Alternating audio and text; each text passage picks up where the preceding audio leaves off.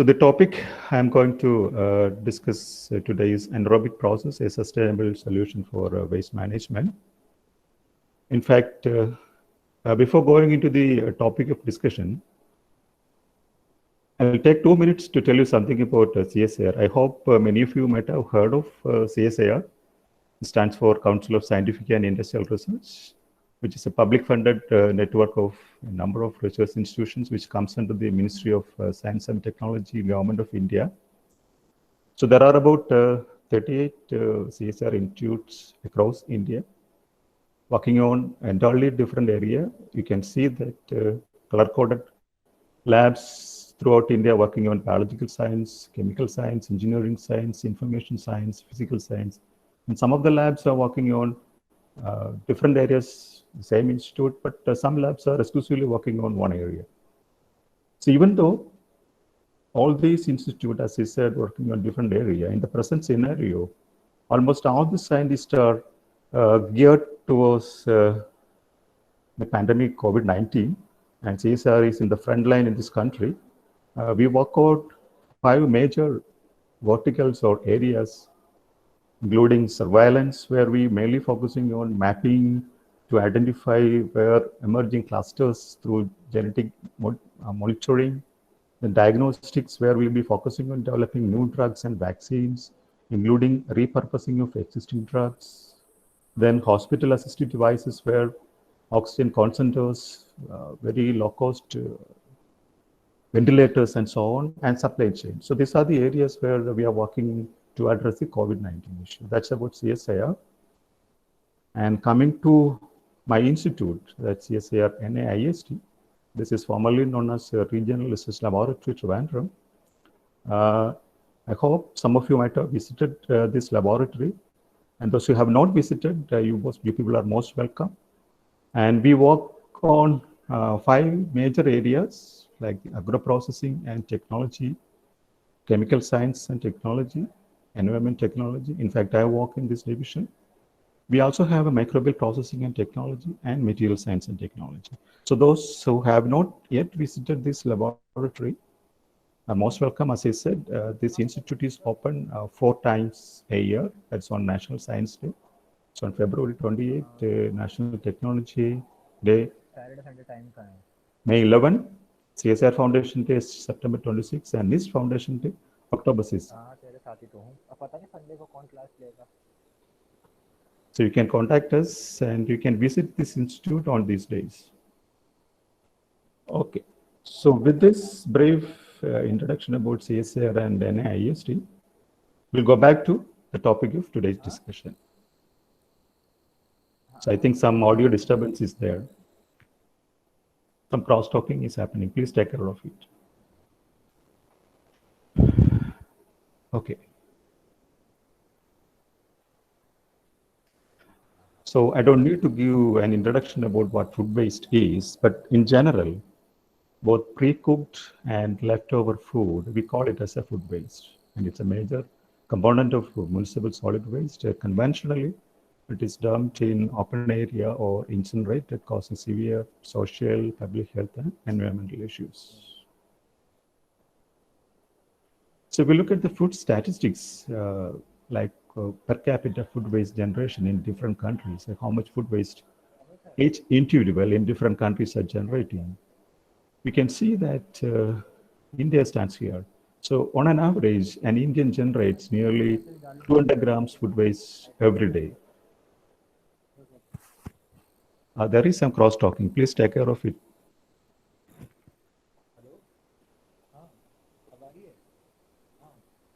Excuse me, sir. Yeah, please. All the participants are required to mute your audio while the session is in progress. I request all the participants to mute their audio while the session is in progress. Yeah, can I continue? Yes, sir. And sir, the screen is not shared right now. It's not shared? It's not shared right now.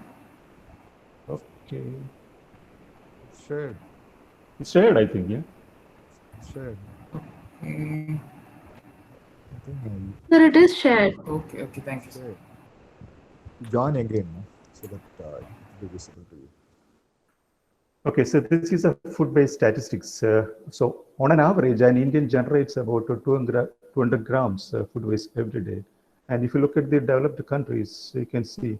So this depends on the life status and food style of different people across the world. And if you look at the conventionally or the internationally accepted management practices for food waste, it's something like an inverted pyramid. So if you look at the global figures of food waste generation, food production, it's around 3.9 billion tons per year. Out of these, one third, nearly 1.3 billion tons of food that is generated is wasted in one way or other. So if you look at the different management practices, as I said, it's an inverted pyramid-like thing where the most preferred approach should be source reduction, followed by hungry people, which is very important for countries like India, where 20% of our population is still below poverty line, and 14.5% are undernourished. So see, under this scenario, feeding hungry people, it's a very good option. And the next option comes feed animals, then comes the industrial use and composting. They're exactly the bioprocessor for recovering value-added product from food waste comes. And incineration or landfill is the least preferred. Unfortunately, this is the one in many countries people are following, which is not accepted. Now coming to the industrial use as well as composting, these two approaches, the industrial use where from food waste we can generate both bioenergy and biomanure, whereas from composting you can generate only manure. Composting, I hope most of you are aware of composting. Where are you getting any manure? So whether it is industrial use or composting, these two processes are microbial processes, and ultimate goal of these two approaches is stabilization of the waste. Stabilization means the stable waste will not have any further thing to release from that. It will be highly stable, something like a compost. You might have seen compost, which is totally order-free, a stable thing. This slide tells you the bioenergy potential of food waste that has been generated in different countries. So huge quantum of energy could be generated from food waste. If you look at a comparison between China and India, so this much energy is generated in China, but comparatively, even though our food waste generation is very high, most of the food waste we are simply wasting as such. We are not generating any value-added products like energy or manure out of that. Now let us see what are the options by which we can generate value-added products from food waste. I'm sure that this is a conventional biogas plant. Those most of you might have at least seen, or some of you may have these kind of systems in your homes. So these are the conventional food waste biogas plants. But more scientifically, we can say these are anaerobic digesters. This is the generic term, anaerobic digesters, same as biogas plant. So if you look at food waste, that is in our area, 75% of the food waste is water, and the remaining 25% is solid. And when we put this stuff, generally looks as a solid, even though it contains 75% of water.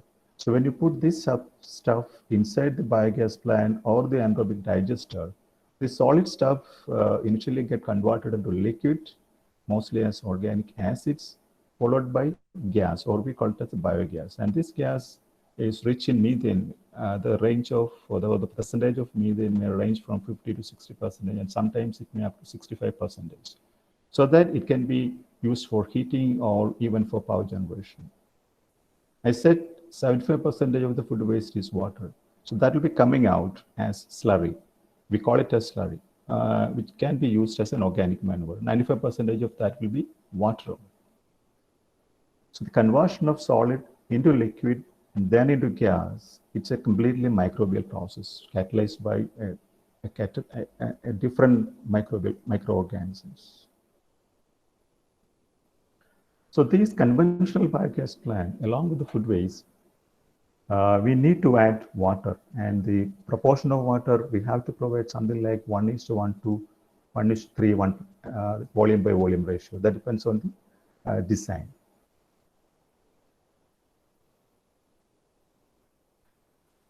So interestingly, The concept of conventional biogas plant is inspired from what is happening within the stomach of a ruminant animal, something like a cow. So a cow normally generates around 70 to 120 kg methane per year through the same process which is happening inside the digester. So people have inspired what is happening inside the stomach of a cow, and they translated that idea into biogas plants. So exactly same as what is happening inside the anaerobic digester. So you have the food waste, as I said, going inside the digester, and you'll be getting the biogas. So which is a mix of methane and carbon dioxide mostly. And you also have the slurry which is coming out that I have already told you. And the slurry will be using it as manure for farming. So the digester, what we discussed, it cannot be a black box. So we should know what exactly happening inside the digester, the actual science behind what is happening. So let us have a briefly look into the science behind biomethanation, how the solid food particles are getting converted into biogas. It's a very simple way I have put it. So you have the food waste, which is a complex mix of carbohydrate, proteins, and fat, which is normally in our food stuffs, solid particle. So in the first step, these solid lumps of food waste undergoes hydrolysis, enzymatic hydrolysis, which is mainly catalyzed by bacteria and protozoa. They releases a lot of extracellular hydrolysis like the protease, lipase, amylase kind of enzymes. So they break down these complex solid materials into soluble organics. So once these are insoluble organics, these microorganisms can take these within their cell, and all the subsequent steps happens within the cells of different microorganisms. So we can say that these steps are intracellular, whereas these steps merely extracellular. So the first step, these complex organic materials are getting converted to soluble organic molecules. You know, the carbohydrates are getting converted into sugars, proteins into amino acids, and fat into fatty acid and glycerol. Very basic things. And once these soluble organics are formed, the second step, all these soluble organics are getting converted into a soup of volatile fatty acids. Since organic acids are formed, this step is generally we call it as the acidogenesis, because a lot of acids are being formed and there's a drop in pH also. And this, as I said, is mostly catalyzed by intracellular bacteria. The soluble organics are taken within the cells and they do the thing. And the third step, by the way, even though volatile fatty acids are major products formed at this step, some of the soluble organic molecules are directly getting converted into something like acetic acid or a mix of hydrogen and carbon dioxide, very small fraction. So mostly the soluble organics will the second step getting converted into volatile fatty acids. And the third step, all the volatile fatty acids or majority of the volatile fatty acids are getting converted into acetic acid. So since acetic acid is the main end product at this step, this stage is called acetogenesis. Again, catalyzed by intracellular bacteria like this. And the last step, these acetic acid, the hydrogen and carbon dioxide, all these things getting converted into the mix of methane and carbon dioxide, that is the biogas. And this step is called the methanogenesis because methane is the end product here. And this step is catalyzed by intracellular archaea. So here it is bacteria and protozoa. Here again it is bacteria, these two steps. And the last step mostly by archaea. And I hope you must be knowing what is archaea and what's the difference between archaea and bacteria. Now I have put it something like this. You have the complex at different steps. It is getting converted into biogas. And this step, the conversion of all these organic acetic acids into methane, it's a rate limiting step here. Because during these steps, I said organic acids are getting formed and there will be an acid buildup, pH drop. And if this pH drop continues and this acetic acid and other volatile organic acids accumulation happens, it inhibits the further processing of the steps because these archaea, which are mainly responsible for the methane production, are highly sensitive to acidic pH as well as oxygen. So any accumulation of organic acids followed by drop in pH will ultimately result in the process failure. One more thing, among the volatile fatty acids, some of the very specific volatile fatty acids like the formic acid, propionic acid, butyric acid, and valeric acid. Some of these acids are very toxic beyond certain level, and they can directly inhibit the RK. And the very offensive smell of failed anaerobic digesters are mainly due to the presence of this propionic and butyric acid. And how do we know all these things? What we do is we take samples frequently and do a series of chemical as well as microbial analysis.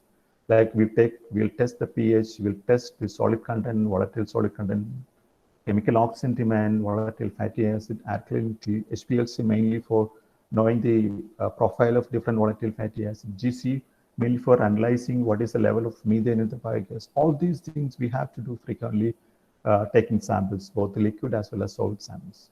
And we also do a lot of microbial analysis, including very simple microscopic observation to DNA from DNA fingerprinting techniques and genomics and even proteomic tools.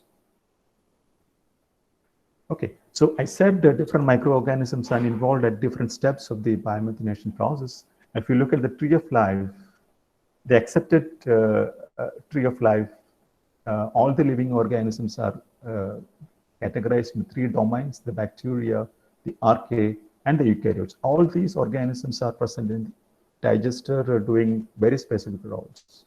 So these are some of the organisms and their respective roles. I'm not going into the details. Let's skip this.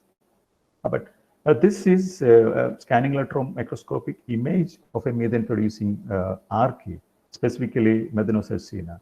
And you should remember one thing: I never said that methane-producing bacteria, because methane-producing microbes are not bacteria, but they come under the domain archaea. Please remember that.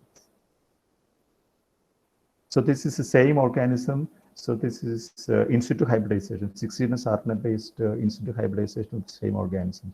So all these grape-like clusters represent number of organisms aggregated together. And one more very important property of the methane-producing archaea: these are extremely slow growing. If you look at the specific growth rate of these microbes, it's 0.004 hour.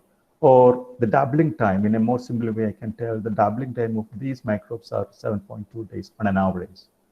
Whereas bacteria, you might have studied, they double in geometric propagation very fast. And these are extremely slow growing. That's why if you have a failed anaerobic digester, restarting or reviving activity will be very difficult and it will take a long time. And these organisms are also highly sensitive to pH, redox potential, and toxic compounds like sulfate and ammonia.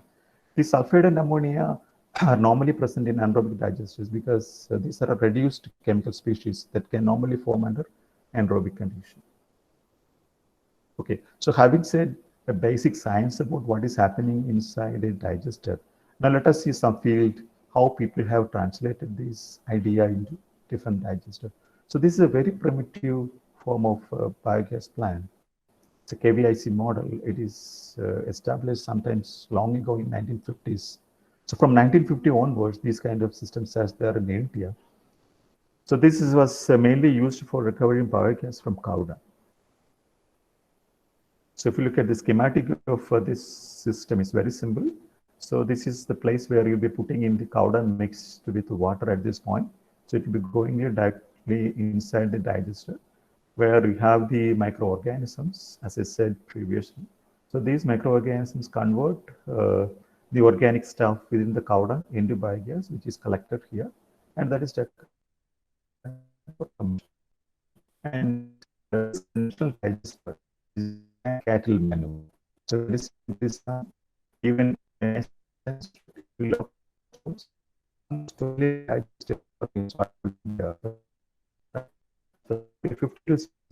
of all these digesters are banned into poor pots. So people started using these kind of systems for food waste management in homes also. So it has inherent problems like there is no mixing inside, the possibility of choking, pure gas quality, less methane content. If the methane level is 40%, it will burn. And capital investment for constructing civil work, these systems are very high. So there are two basic models. One is a floating dome. Dome is space the biogas is being collected. And in floating mode, this dome will be moving as and when biogas getting collected. So you need to put a counterweight here to pressurize the biogas delivering into this stuff. Whereas in fixed dome, the biogas collection dome is biogas inside and the pressure that the burning point. This is much refined biogas flow, which normally find in our place. There are so many suppliers in the market. You can buy these kind of units. The government is also providing a lot of subsidy. This is a very simple household level. This is the place where the microorganisms are there inside. We'll be putting food waste here. It's going down about there. So microorganisms act on that, biogas getting produced. This is a floating dome. Okay, then you're welcome back. So I was at this stage, I was talking about the how biomethanation actually happens within the bioreactor. So as I said, there are different stages, and this is a rate limiting step because at these stages there are accumulation of a lot of organic acid and the possibility of dropping the pH, and this can directly affect the highly sensitive RK, which is responsible for the methane production. And not only that, among the organic acids, there are very specific acids like the formic acids, formic acid, propionic acid, butyric acid, and valeric acids. And these are very toxic beyond certain level. And they also can directly inhibit these RK. So if whatever organic acids produced at this stage are not consumed, so that those things get accumulated. For example, if you have a very fast digesting sugars, so the concentration of these acids getting accumulated will be very high. So these kind of things affect the entire process.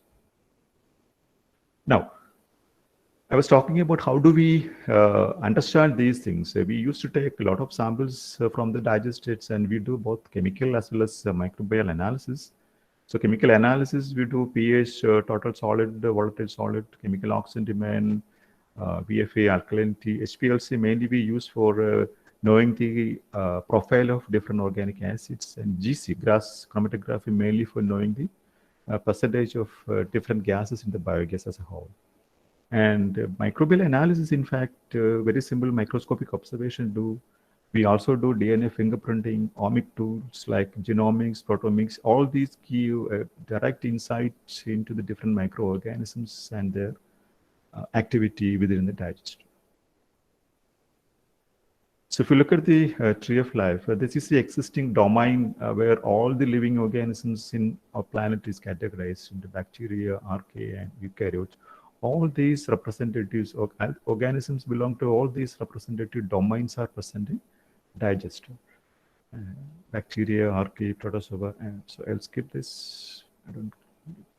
So this is a scanning electron micrograph of methane producing archaea. And remember one thing, we should not say methane producing bacteria, because methane producing organisms are not bacteria. They come under the domain archaea. Again, so this is fluorescent in situ hybridized view of the same organisms. You can see a clumps of methane producing methanocyrcina aggregates like this. So at this point, I wanted to tell you something very important, because these methanoins are extremely slow growing. If you look at the specific growth rate of these microbes, it is something like 0.004 per hour.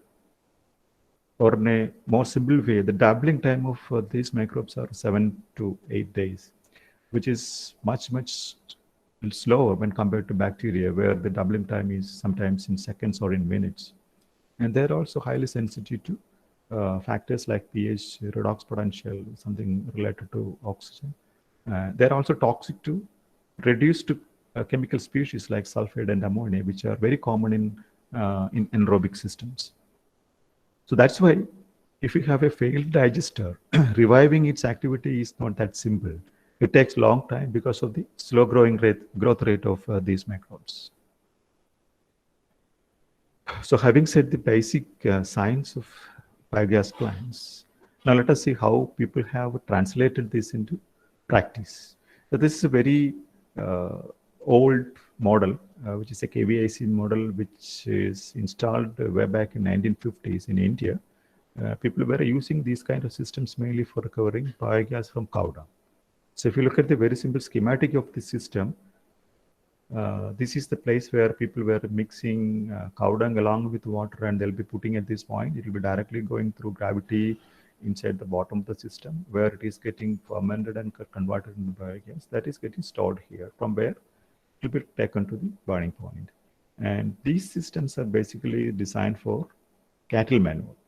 Simple design, even a mason can construct it. It's a very low cost.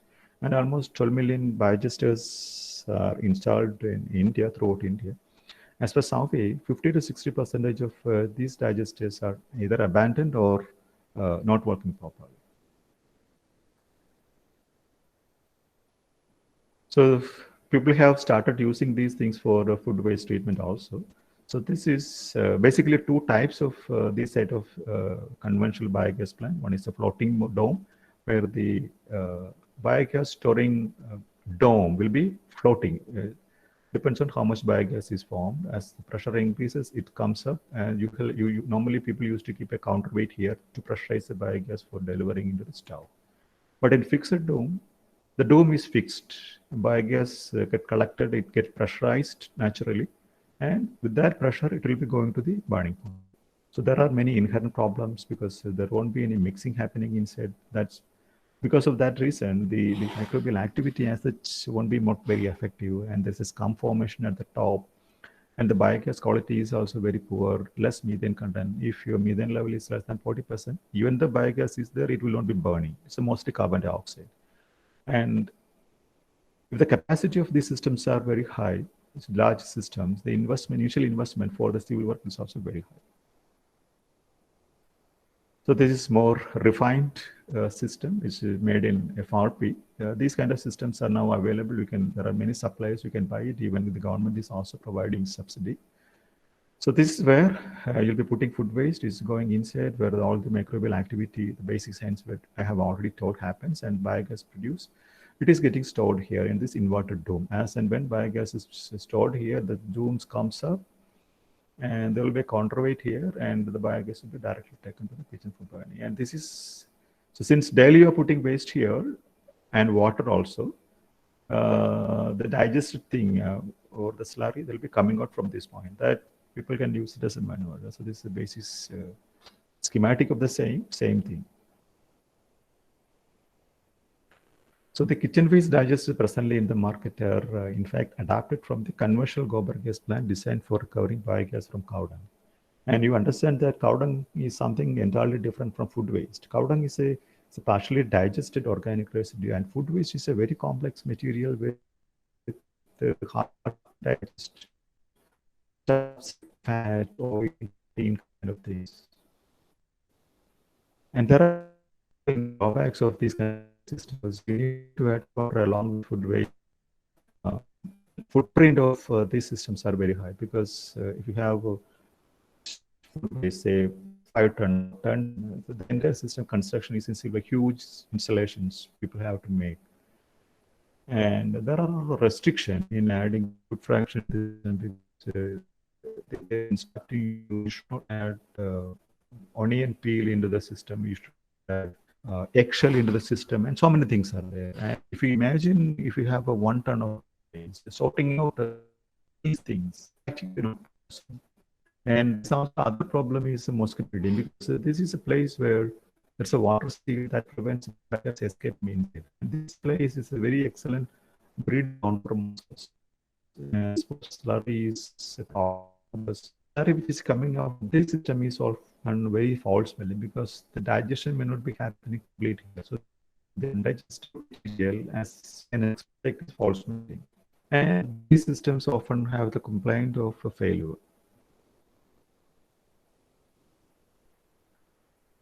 Let us look at the design limitation of conventional biogas plants. So one of the issues, that's a great possibility of short circuiting. You be putting food waste every day, and undigested food, there's a great possibility that really digested. These tabs may short circuit coming out as slurry. So that is foul smell.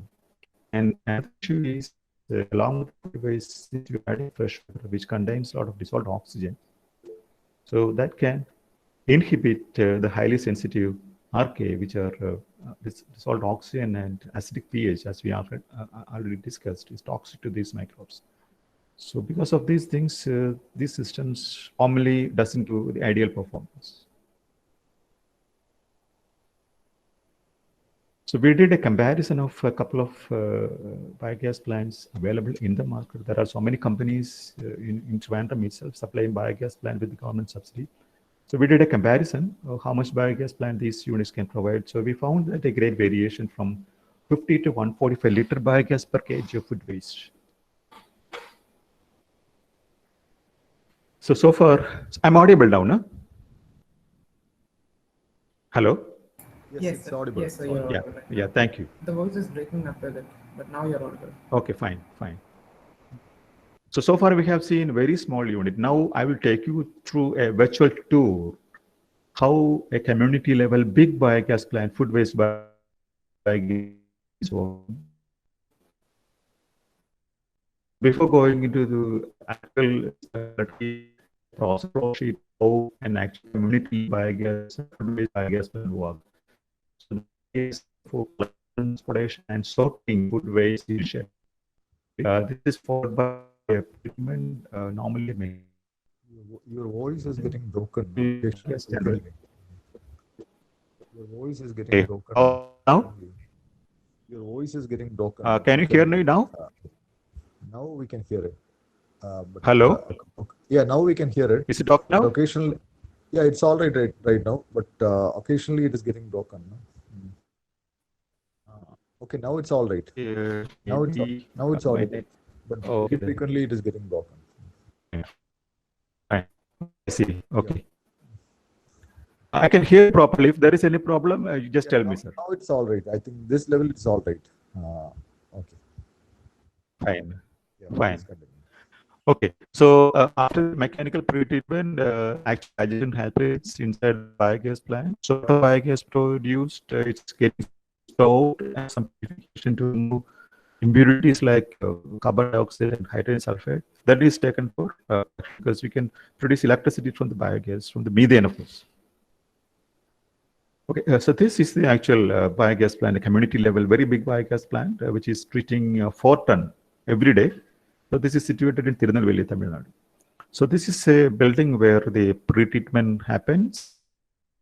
This is the actual diet and biogas storage, purification, and power generation happens. So after the pre-treatment, the mechanically grinded food material is registered where biogas production happens. That is getting stored inside the storage tank. Okay. So let us see the different steps involved. Say a fresh vehicle bringing food waste. So the food waste they are bringing in buckets or in chunks. There are people already deputed for shifting the food waste. So they take the weights because this plant is designed for handling 4 tons per day. So every day they keep a data book also. So this step is very important. This man is sorting out some of the items from the food waste from the market because so he's removing all the raw mangoes because these raw mangoes can definitely damage the shredder blade. The shredder they're using for mechanically grinding the food waste. And some of these things can definitely go back to the market for sale. So after this mechanical sorting, so this is the table where the food waste is actually loaded for the mechanical grinding. You can see a shredder here. There is also a water line at this point.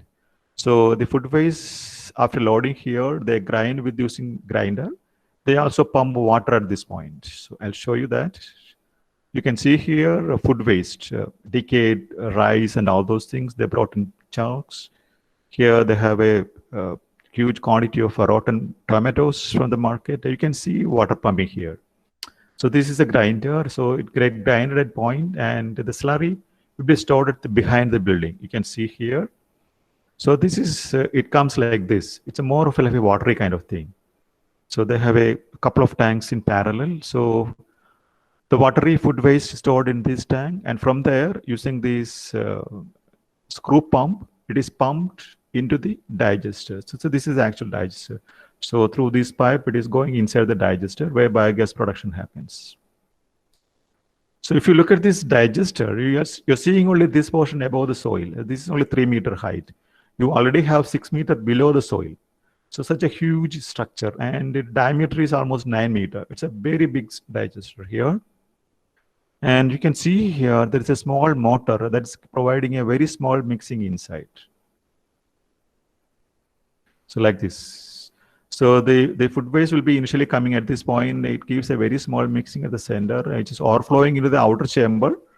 And the entire microbial activity happens inside the digester like this.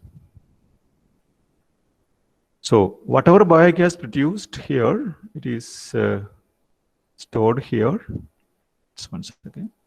So this is the digester, whatever biogas produced here, through these pipelines, it is coming to these buildings where biogas storage balloons are kept. So biogas are stored in high quality polymer based balloons. This is a big building where the impure biogas is stored, from where it is taken to this place where it is purified, and the pure biogas is brought back here and it is stored inside this balloon. I'll show you, I have a close-up view here.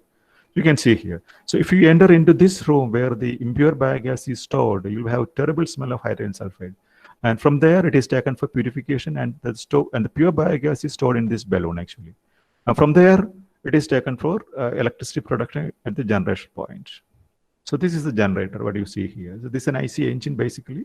Starting from ignition, it works on biogas, which has a methane content. After the purification, the methane content of the biogas from 60%, it may be increasing up to 70 or 75%. And these are the places where the purification of the biogas takes place. The removal of carbon dioxide and hydrogen sulfide takes place mainly. The removal of hydrogen sulfide is very important because otherwise it can corrode the generator. Okay, it's basically a chemical reaction case taking adsorption. So these columns are filled with sodium hydroxide or iron, where biogas react with the hydrogen sulfide and hydrogen sulfide and carbon dioxide present in the biogas react with these stuffs and getting removed from the biogas.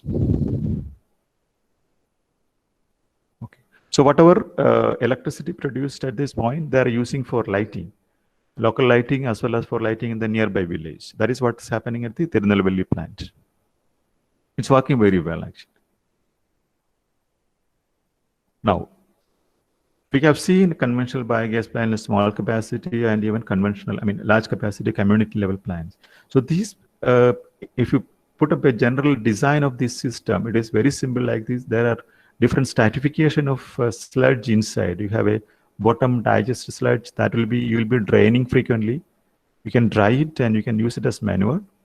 Then you have an actual active portion sludge layer where the actual microbial activity happens.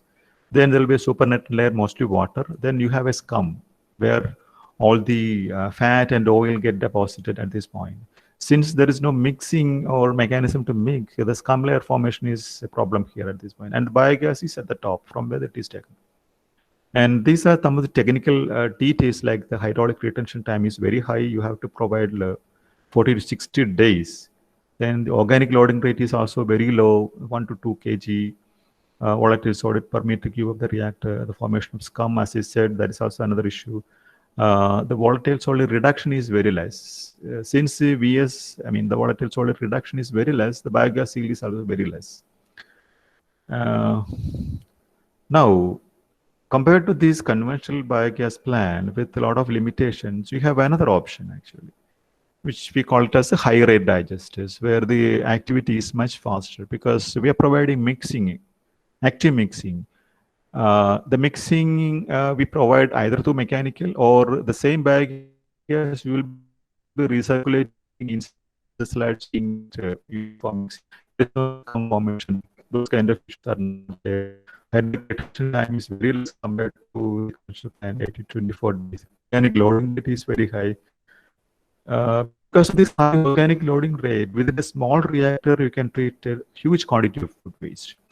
VS reduction is very high, 60 to 90 days. So your biogas yield will be very high, kind of things. Now, You must understand one thing. What is the difference between wet digestion and dry digestion? Wet digestion means like the conventional plan where along with the food waste, you provide water. So the net salt percentage of stuff that you are putting inside the digester will be only 15% since you are adding a lot of water. But in dry digestion, you will be adding any all the food waste because at the beginning I said that the food waste itself contains nearly 20 to 75% water. And there's no need of any water in the system. So the food waste as such you will introducing in digestion. So the organic load rate will be very high. So many advantages. There are risk also. In higher reactors, you'll be providing mixing can be through two mechanisms. One through gas circulation like this, or through mechanical mixing. We'll be using motors for mixing. Okay, so far I was discussing about the conventional biogas plant. Now I'll be talking about what we are doing in this area. Okay, so we developed a better substitute for the existing conventional biogas plants. In fact, the NIST model is adapted from the combo gas technology, which is a high rate biogas plant, which is working on dry digestion principle. I told you what is dry digestion. You will not be adding water, and a small reactor itself will treat a huge quantity of food. So this is so the base is something like this. This is a plug flow reactor with a I know it's for reactor. Their own micro should be at this point. So daily will be at this point. So gradually it will be traveling the entire reactor and the slow will be coming out. So since there is possibility of short-circuiting, we ensure that the food waste will in time for get completely degraded. So whatever biogas produced will be stored in a separate bale that will be taken. So this also ensures sufficient retention for degradation of difficult to degrade like fat, oil, and proteins. There are very preliminary large-scale systems where the shaft is aids for samples from closely monitored by point and we see content so many things. This is a product. So the is working in our campus for the last 3 years, which is treating the entire food is generated in every day. So you'll be adding food waste at the point. You have a grinder. So the grinded food waste without any water, only food waste. Inserting this, you'll be providing mixing inside for that you have a point. Hello? Yes. Sir, your voice is getting broken up in between. Oh, getting broken. How now? Hello? Yeah. Is it okay now? Yeah, it's okay now. Right? It's okay now, sir. Okay. Okay. Please tell me whenever there is a problem, please. Okay, sir. Okay, so this is a 50 kg per day treating biogas plant, which is installed in our campus for almost 3 years back. You can see the biogas stored in a balloon here. This is a very high quality balloon that normally doesn't need a replacement for 5 to 6 years. Okay, so there is a motor at this point. You cannot see it. It's on the other side that is connected to a shaft inside that is providing the mixing. The slurry will be coming out from this point. So the capacity of this cylinder is 2 meter cube or 2000 liter with a working volume of 1.75, 1750 liter. And there is a residual free space here that is for temporarily collecting the biogas. You can treat up to 50 kg food waste in the system, and the methane level from the biogas plant, as per our analysis, it was from 63 to 68%. That's pretty high. And the organic loading rate is also very high. As I said, there is a power consumption for this unit because you have a grinder here, you have a mixing motor here, and you also have a biogas booster. Why we are using a booster here is, suppose your burner is at a distant place, while biogas is transporting through the pipeline, there's a pressure drop. To compensate that one, you will be using a very small booster pump, a 0.5 HP booster. So that'll be sucking biogas from the balloon and delivering to the a burner at a very high rate, something like an LPG. So even though you have power consuming unit, the net power consumption per day will be something like 600 watts. So these are the accounting to 6 to 7 rupees per day. Okay, so this is a HPLC profile of organic acids of samples we have taken from the feeding point, middle part, and the discharge. So these are the organic acids, the problematic organic acids that are forming here. You can see there is enough residence time and there is no short circuiting, ensuring that the discharge which is coming out is without any of these organic acids. And that's why the discharge from this system is totally free of any foul smell and so. So this is one installation we did for Regional Cancer Center at Trivandrum 2 years back. So this is a demonstration kind of things. They were using it for some, but recently they have dismantled it for some seal work going on. And these kind of systems are most suitable for canteens, restaurant, marriage hall, apartments, and so on. You can see the size difference between the NIST model and a conventional biogas plant, how different it is. This is also a biogas plant.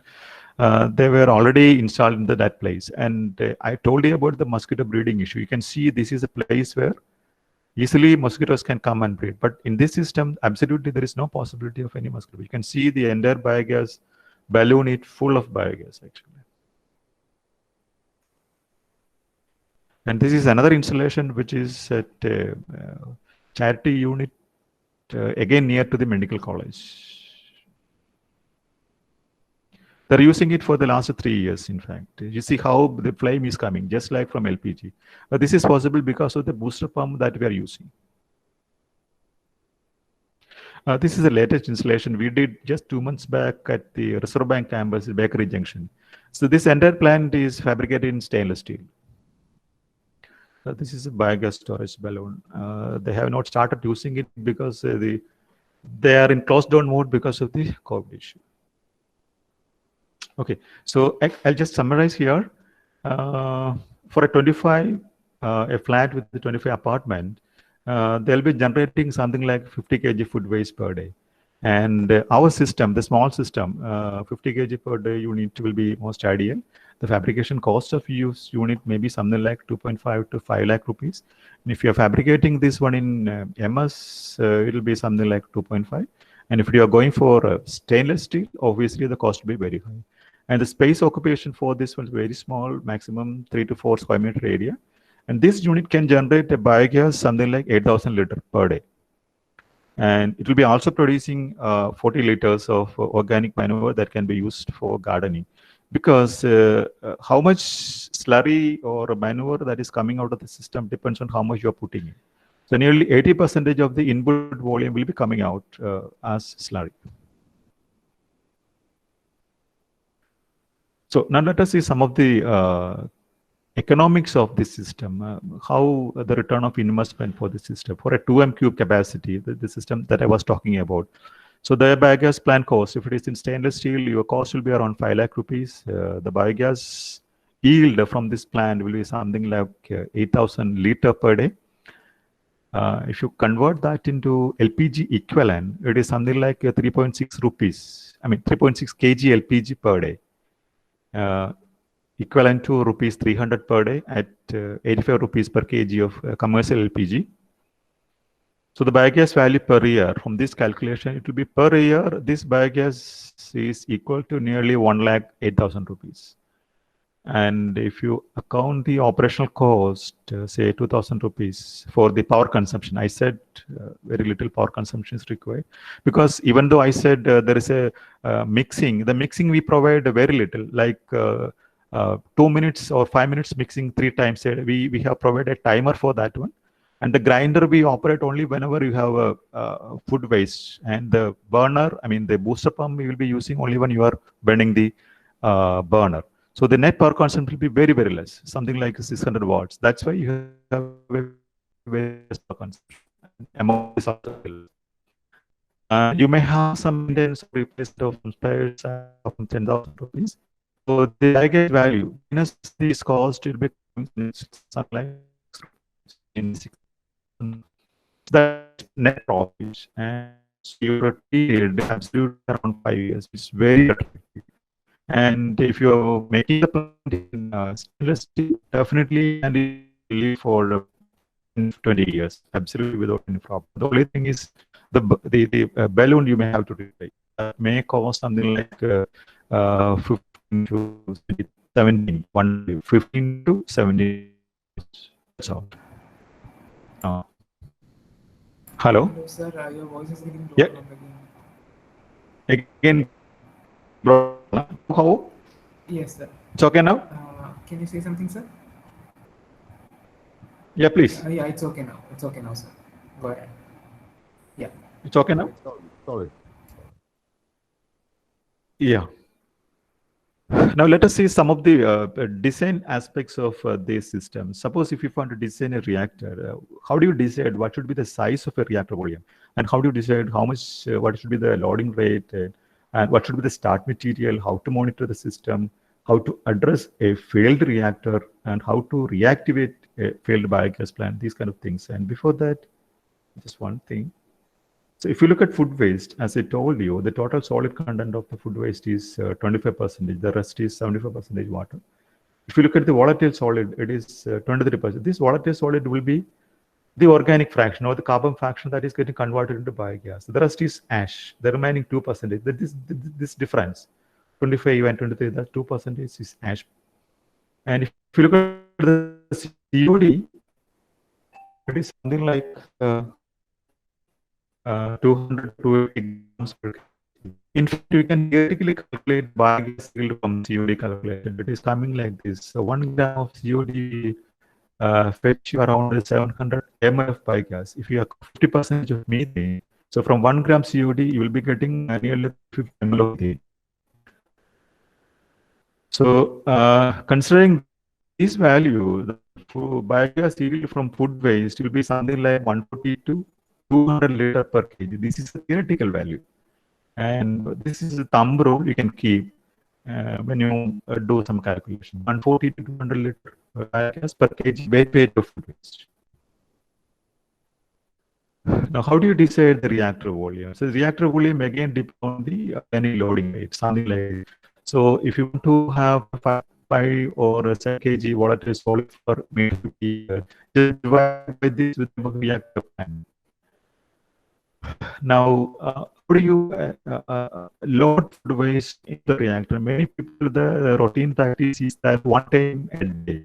But from my experience, it is always better to do multiple feeding because if you dumping 50 kg or 250 kg food waste at one time into the diets, the possibility of forming acids, pH drop is very high. Instead of that, if you have a mechanism for grinding the food, keeping it at a tank, and frequently doing something like pulse feeding, multiple feeding, so that will solve the acid buildup and failure issues. And what should be the start material? It's another interesting question. The best thing is if you have a discharge from. So I was talking about how to decide the reactor volume, loading rate, what should be the starting material. So I hope I have covered these points. Starting material, as I said, if you have a discharge from existing biogas plant, that's the best thing, so that you can avoid the delay in walking of the biogas plant. But if you do not have that one, the other best option is cow dung. So you make 4 to 5% of cow dung slurry with well water. You have to filter it, remove all the debris, and that can be used. But if you're using cow dung slurry as the start material, your start time will be more. So gradually only you should be adding food waste into the biogas plant, starting something like if it is a 50 kg per day unit, initially you'll be adding 5 kg, after 1 week 10 kg, something like that. And if you talk about the monitoring parameters, normally people talk about monitoring the pH. But from my experience, pH is not a good indicator for observing the performance of biogas plant, because pH will tell you about the status of a reactor at a very late stage. But instead of that, if you frequently monitor the volatile fatty acid as well as alkalinity, there are standard analytical procedure for that. That will give you early warning where your there is acid buildup within the system, or if it is going to fail, you'll be getting an early warning. Accordingly, you can adjust your feeding or add some buffer to avoid acid toxicity kind of things. And monitoring the volatile sodium level in the slurries or COD is also another mechanism to assess the usual performance. And how to address a failed reactor? How do you know that your biogas plant is failed? So the simple thing is you'll be getting a very bad smell of the organic acids, and sometimes there won't be any biogas. Sometimes gas will be getting, it will not be flaming. That is because the methane content will be very less. And if you look at the pH of a failed reactor, it will be something like less than 5.5. And if you look at the GC of the biogas, you'll have a lot of CO2 in the system. So many things are there. And how to reactivate a failed biogas plant? The immediate thing you have to do is when a bioreactor, a food waste biogas start foul smelling, the next thing you should do is stop feeding. There's no other option. Then you have to provide buffer. Again, a failed reactor, as I said, they will have a acidic pH. Immediately, you don't think that you'll be adding some sodium hydroxide to neutralize the pH, but that is not going to help you at all. In fact, sodium is very toxic to most of the microorganisms. The best thing you have to add is you have to provide buffering, something like calcium oxide, sodium carbonate, or sodium bicarbonate. In fact, calcium oxide will not provide any buffer. The best thing is sodium bicarbonate and sodium carbonate. But these things are comparatively expensive than calcium oxide. So you can add calcium oxide to some extent, then you provide a mix of sodium carbonate and sodium bicarbonate. Now these figures will also be interesting to you. So 1 kg food waste will be generating around 170 liter biogas from accordingly, from 6 kg food waste, you'll be getting 1 meter cube of biogas. So 1 meter cube of biogas is equal to 22 megajoules of energy, or roughly 6 units of electricity. So accounting around 65% conversion loss, because so when you convert biogas into electricity in an IC engine, most of your energy is lost as heat. So nearly 60 to 65% is lost.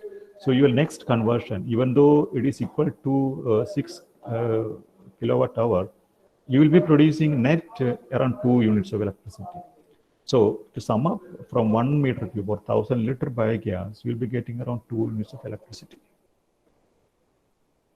So this is how much biogas a burner consumes. A 2-inch burner in an hour will be consuming around 330 liter biogas.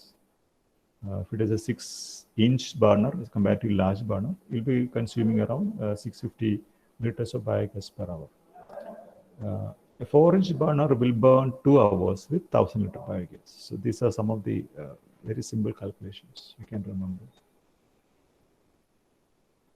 Now, so far we were discussing about high rate reactors working on dry digestion principle up to 50 kg. Now I'll tell you something about a community level units. The entire picture is entirely different. So this is a biogas plant, a community level biogas plant that we have designed for Trivandrum International Airport. So we did a project for them recently. So the system is the entire process. Yeah. Hello?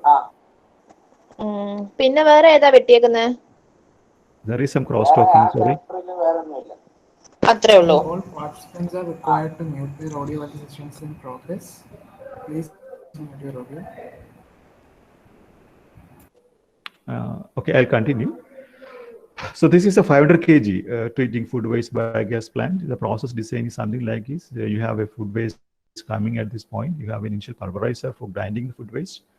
Here again, we are not using any water, and the grinded food waste in a thick slurry form, which is stored in an underground tank.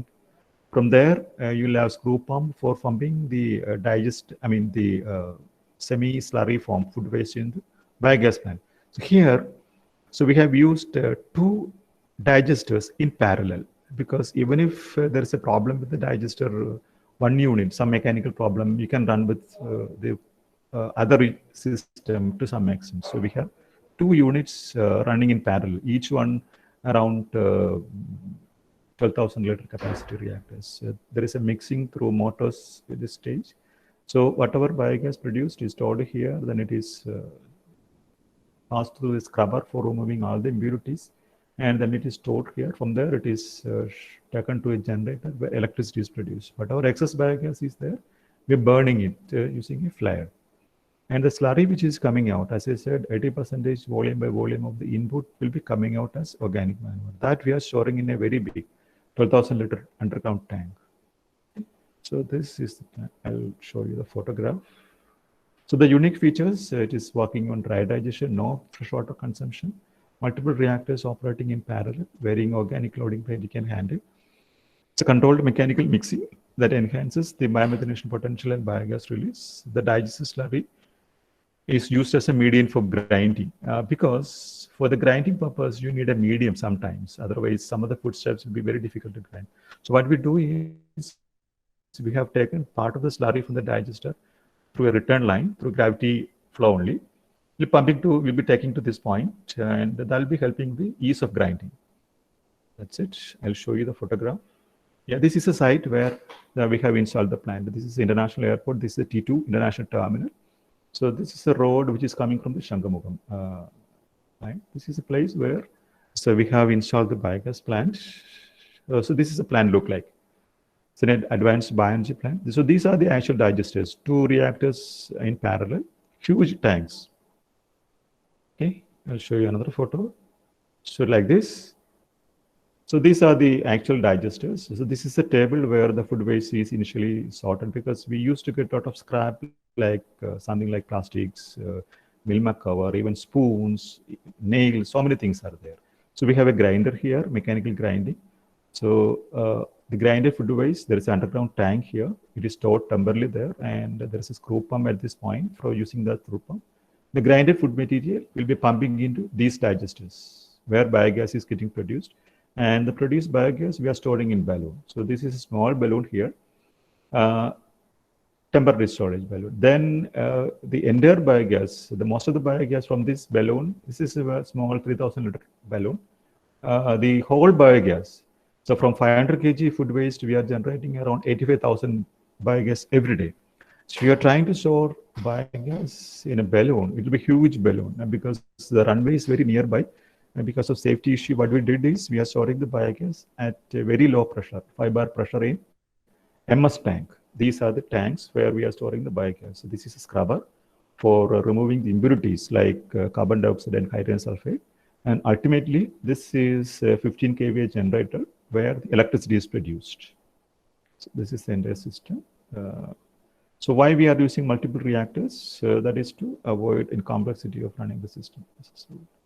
So this is, you can see he is Mr. Ravindran, the present airport director. He visited the plant recently. So these are the reactors. So see the food waste. We normally daily we take how much food waste we are loading into the system. We have a detailed data of how the system is performing. See, onion peel. So this is onion peel alone. Any kind of food waste we are feeding. These are lumps of food waste of any stuff. See, non-veg, non-cooked fish, bone, anything. So we are operating this plant. In fact, we started operating this plant in 2019 January. 1 year we were operating. NIST was in charge of operating in this plant. So after 1 year of operation, last January, 2020 January, we handed over the plant to Airport Authority. Probably they'll be operating it now. Okay. So as a thumb rule, from 1 ton food waste, you can generate around 4 cylinders of, this is 19 kg, equivalent to LPG, 4 numbers of 19 kg LPG cylinder biogas, or nearly 260 to 300 kilowatt hour electricity from 1 ton of food waste. This is the actual realistic value from our experience, what I'm talking about. And you'll be also getting around 700 liters slurry per day, which is organic manure, and you can use it for gardening or agriculture or whatever purpose, or you can use this for starting fresh biogas plants.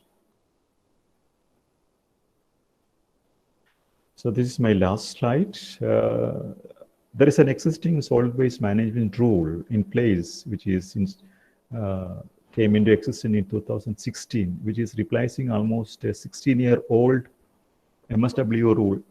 As per this rule, all the institutions must have their own system for sorting and treating their food waste. And we are not supposed to dispose food waste out.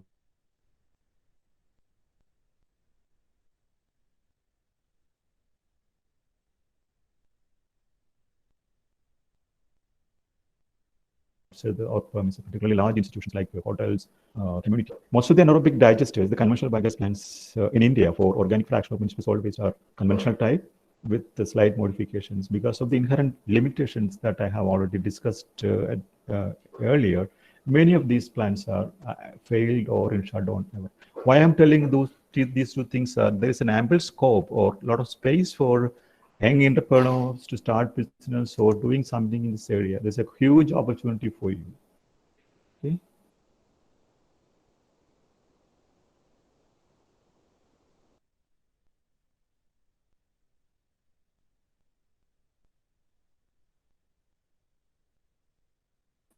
So this is the my last slide. Thank you for listening. This is a hello. Yes, sir, you're audible right now. Yeah.